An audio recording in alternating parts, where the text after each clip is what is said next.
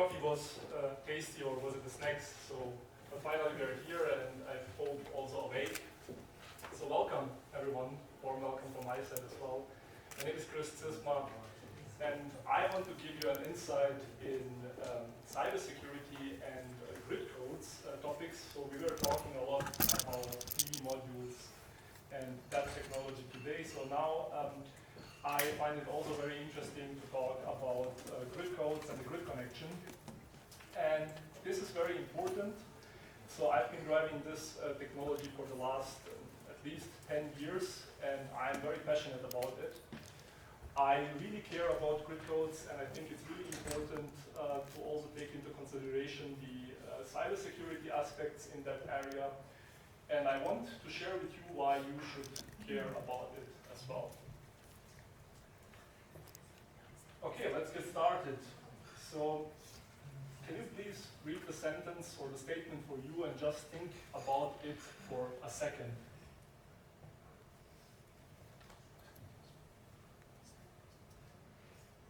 Smart power grids are becoming more vulnerable to cyber attacks. What does it mean?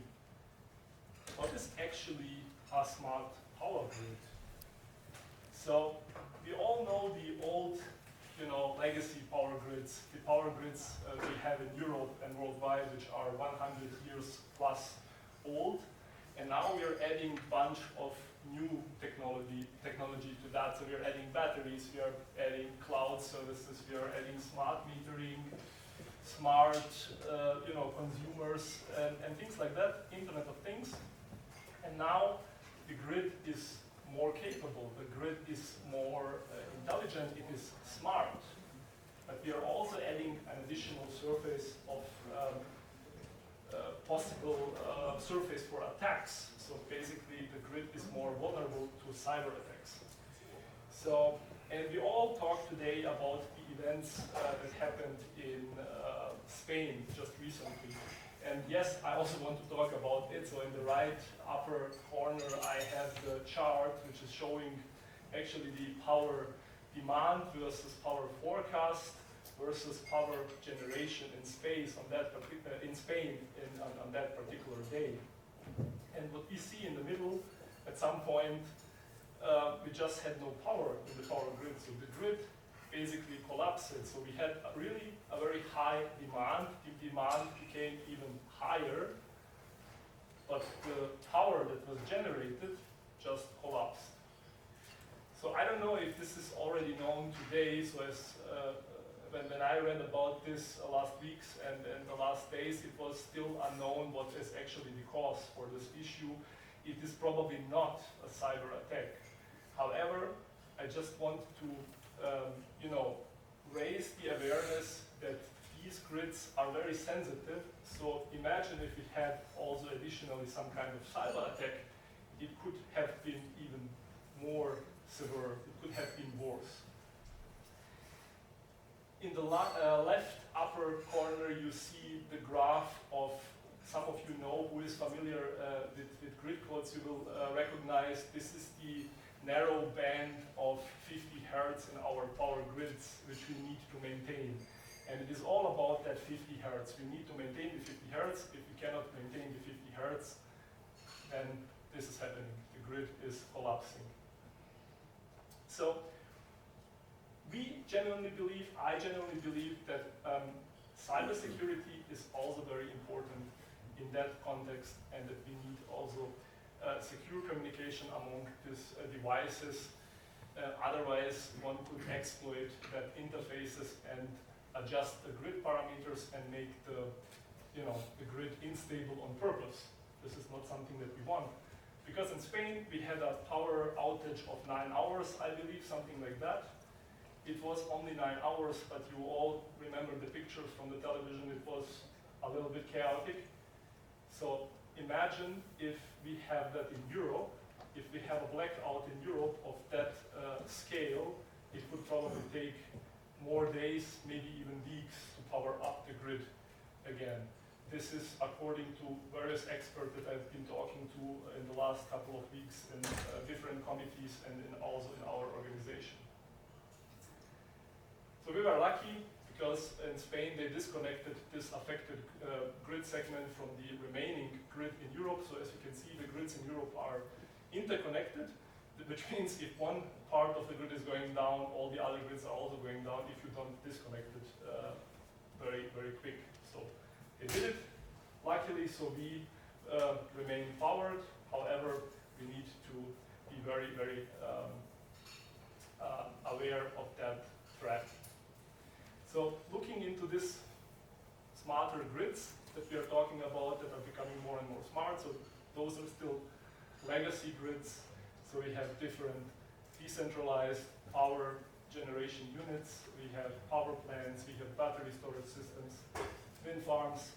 So all of that is happening in that legacy grid.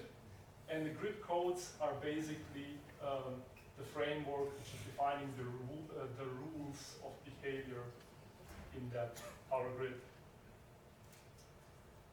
So if we zoom in a bit into that power grid, then we see the different devices or different endpoints, different actors. Here, like, as I mentioned, wind farms, solar, grid connection. We have maybe also hydrogen. We have, on the other hand, also the private area with the, we call it prosumers, which are basically consumers, and to some extent they also generate electricity. So for that reason we call it prosumers. So all of that is here, and all of that is happening in our legacy grid. And now, as we learned, we are making the grid smarter. So we have a lot of connections, and this is good. The grid is more intelligent, more capable. However, we have some good connections, some, let's put it into simple wording, secure connections. But we also see a lot of insecure connections as of today in that power grids. And now, talking again about the blackout in Spain, so if we exploit that insecure connections, then the consequences could be even worse than that what we have seen in the recent events. So now the question is, what if we could make this connection more secure, or how should we do that? So we need to think about these different interfaces that we have. I mentioned, so you all know it, we have Modbus, we have OCP, OPC UA, we have MQTT, we have WebSockets, we have all different bunch of different interfaces, different endpoints, different connections. And the security levels are ranging from insecure by design or optionally secure to secure by design. And now we need to bring all of that different technology and standards into proper, let's say, standardization, or to put it under proper regulation to make it more secure, and also to make it straightforward, because as I mentioned, we see a lot of interfaces which are not even certified, or it could be optionally activated to use the security like encryption, but it is not activated by default because it's not required. No one cares. It is also working like that. So we need to do something about that. When we think about a grid code could be understood, or you could perceive a grid code as a safe by design concept, because at least as long as the grid code is staying offline. So when we have an inverter or solar storage system which is operating on the grid, it is secure. You have a grid code certification, right? You're connected to the grid, and everything is fine as long as you're offline. But which device is offline nowadays? All of the devices are connected to the internet. So we need to consider also the grid security in terms of connected devices in the era of Internet of Things. And here you see the picture again one more time. So this is dimension frequency which we need to maintain. So it's always this narrow band between 49.8 to 50.2. So this is what we have to maintain. Now, a lot of things are happening, and we are observing a lot of activities in the European region, also in Germany, also international internationally. So for today, I want to focus on the things that are happening in Europe and Germany. But all in all, I want to say that we must align the system requirements with international cyber regulations. And what we see already is that some power plants are already following, not some power plants, but most of the power plants are already following the grid codes. So this is required in most countries. And only a few of that grid codes are requiring cybersecurity as of today. So we can see it in UK, we can see it in Italy to some extent.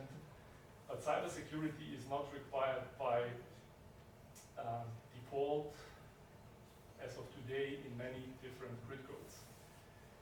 So I believe this will change. By the end of the decade, I believe all of the grid codes will require cybersecurity implementation to some extent, because this is what is observed in the markets. This is what I hear when I talk to clients, when I talk to some other experts. So basically, we will need to implement that cybersecurity requirements on national and international level.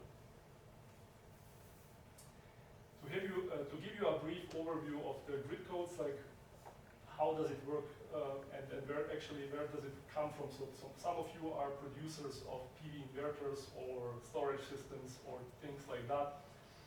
So what matters for you is, okay, how can I sell the unit or the device to the markets? And basically the markets are different, and in all of that different markets we have different grid codes. But at least for Europe, we have the RFG, which is the higher level regulation defining, okay, we need to do something about the grid code. And then we have a national law. For instance, in Germany, it's the ENWG. And then this is again referring to the grid code. So we implement the grid code, and then you have, congratulations, one country covered. So you need to do it for every single other country as well. So this is unfortunately still not harmonized in Europe. So if you zoom out a bit again, so you can see it here, in all of different countries we have different grid connection standards required. In some countries even different grid codes for different voltage levels. So as I already mentioned, some of these grid codes are already requiring cybersecurity, but most of the grid codes are not requiring cybersecurity yet. And also already said, I believe this will change by the end of the decade. Now, we need to add the layer of cybersecurity to that concept. So we are talking about the grid code requirements on the European level. Okay, so we have standards, we have several grid codes, you all know it, 4105, CEI 016, things like that, EN 5549, standards like that. But how about the cybersecurity standards? So that was my best try to make it simple.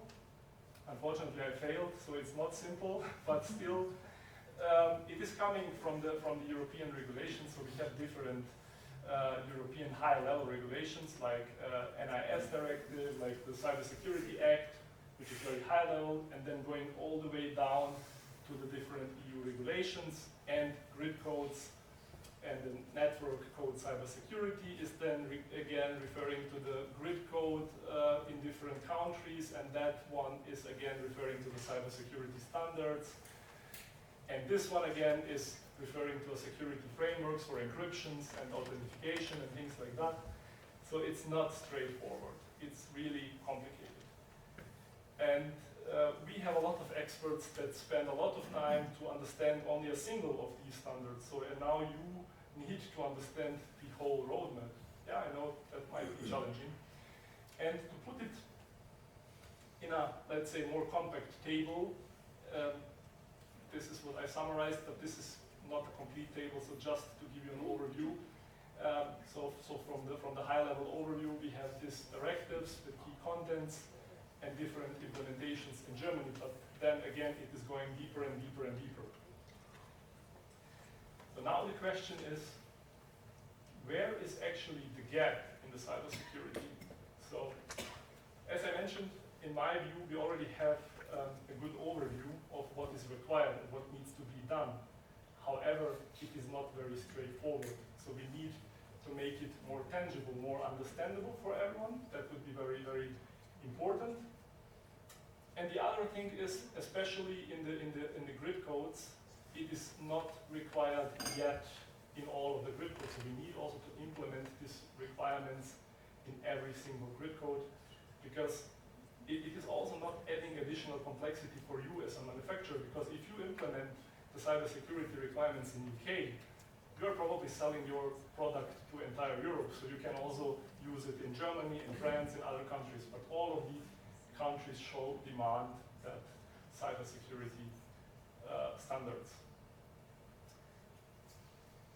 So if we look on the status quo, like this is a chart from a recent ENISA report, which is showing basically the sector maturity over criticality overview for different sectors and technologies.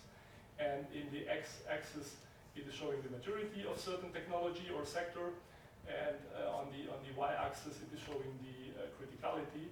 So we are actually doing quite good in the electricity sector. So that is not the entire energy sector. So the yellowish orange ones are the